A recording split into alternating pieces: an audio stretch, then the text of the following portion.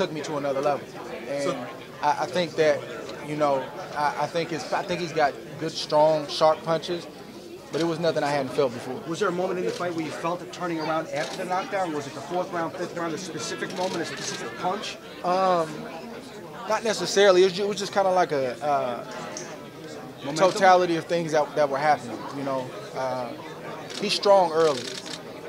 He's strong early, and he's gonna fade every time. He's not gonna change.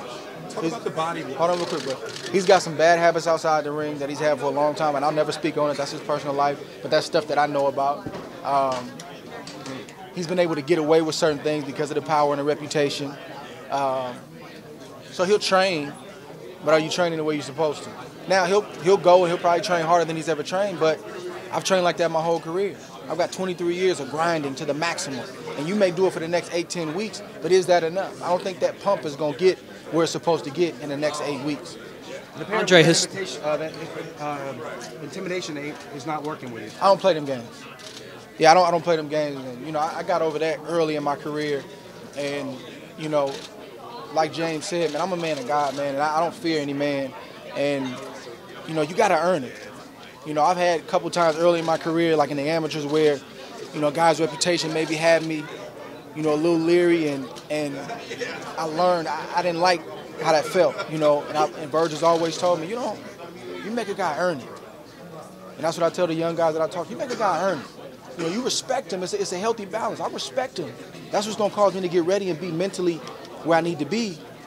But bro, if you think you're gonna come here and beat me before the fight starts, I can't allow that to happen. And when you stand firm with a guy like that, you see all kind of, he don't know where he's coming and going. Oh, he's scared. They lied to that man.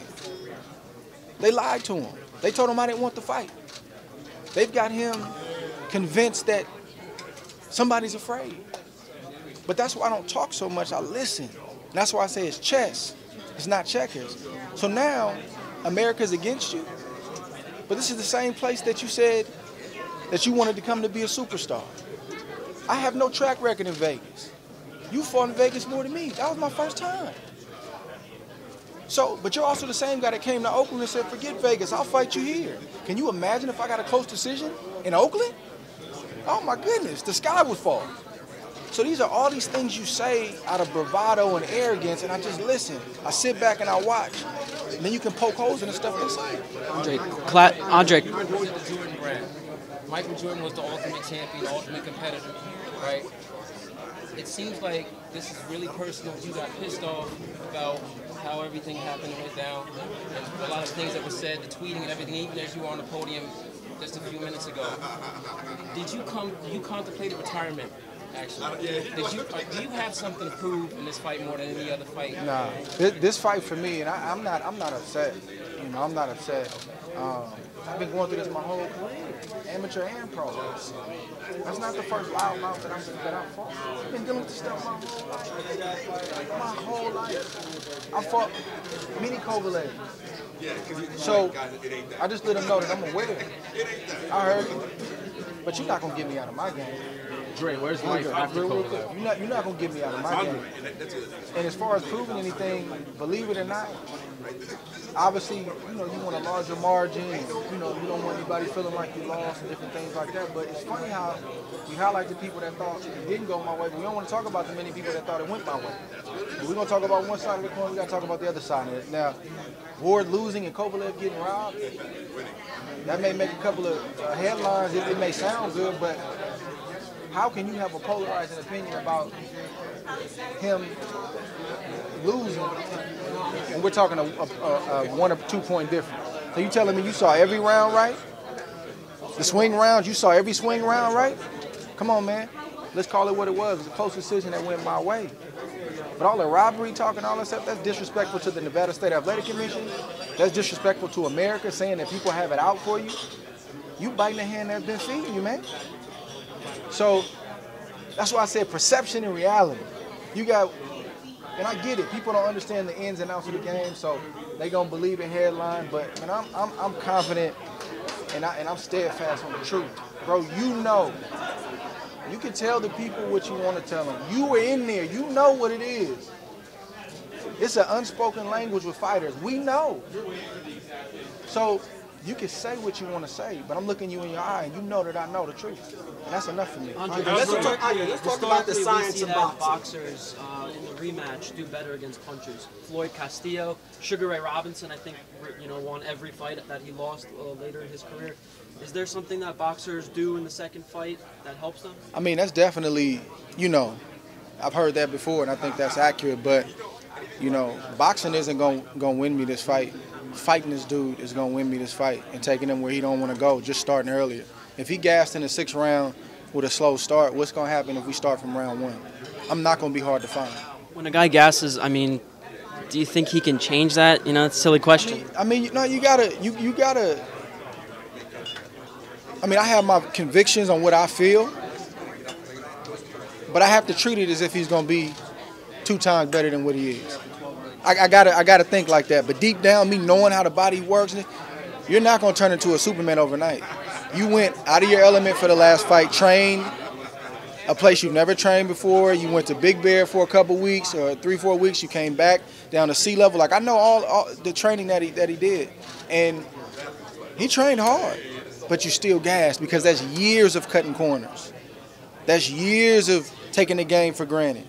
That's years of bad habits outside the ring, and you can't turn that around in 8 weeks. You can go to 20,000 elevation. It's not going to be enough. Did we see the same thing a couple weeks ago with Triple G, a guy who's used to getting guys out of there, and when he went 12 rounds, he kind of looked a little human, like someone put the kryptonite on him? The thing is, I didn't watch the fight. Obviously I know about it, but everybody's human, and that's why I said it's perception and reality. So we'd seen that before, and it's a gift and a curse with guys that are touted as punchers, man, because they always get bailed out by it. So why should I run that extra mile? Why should I, keep my diet clean for 8 weeks? Maybe I can do it for 6 weeks. If I hit him hard enough, he should go.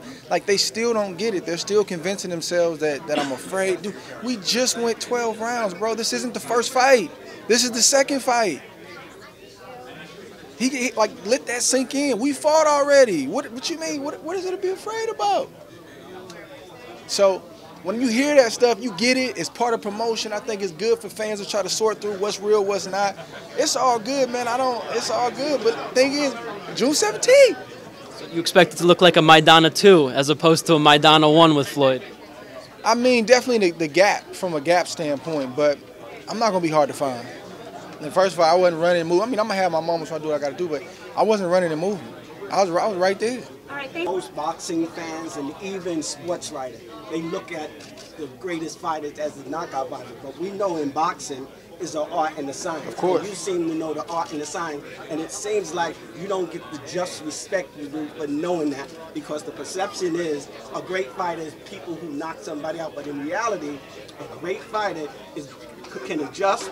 He's in the ring to hit the other fighter and not get hit. Could you kind of explain to, I would say, the sport of boxing fans and as writers, the true art of boxing? Yeah, definitely, man. It's everybody loves knockouts. That's kind of like, the thing over the last, 10 years. If you look at a guy like Floyd and him not getting his respect after all he's done and after all the guys that he faced, you're dealing with an animal, so to speak, in terms of the perception.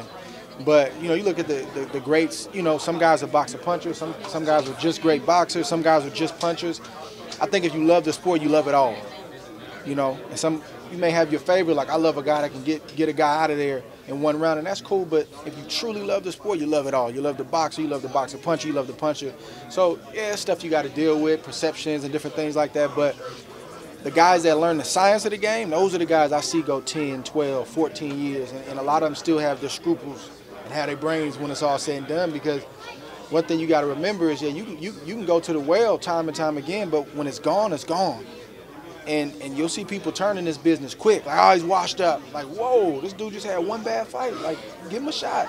But that's what you got to deal with. So I think for me, man, it's about longevity. And I don't, I don't run. I do what I got to do. I do both. I bang heads. I'll be right there with you. But then if I know I can outsmart you, why wouldn't I use that? So I try to be what I need to be in the moment, like with the Kovalev situation. The perfect example. That's what it took to win the fight. Andre, you've been criticized for not being as active in recent years. Do you think it's going to be different now that you're more active?